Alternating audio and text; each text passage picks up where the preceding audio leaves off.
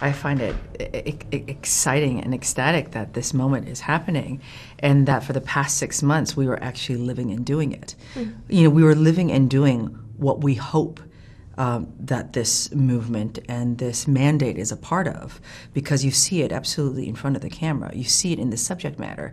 You see it in the exploration of character. That is exactly where we're at. So to be a part of it is exceptionally exciting. What I feel a lot about, let's say, Time's Up is about, or even just, I shouldn't even say that Time's Up, I don't want to necessarily link it to that, is to see the advancement, the parody, at least in the storytelling right now, is very much what we have been inhabiting and then we have produced.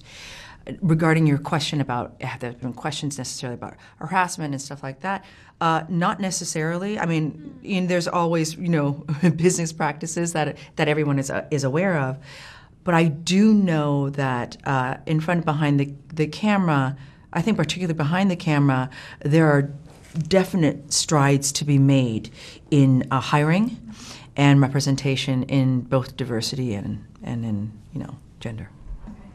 I mean, I think there's a bit of illusion about, I think it's fantastic what has happened in the world of Hollywood, in the world of the media, in the world of equality. But, the world is a very big place, and there's many, many tragedies in the world that need to be addressed. But if this can throw some light on it, that'd be great.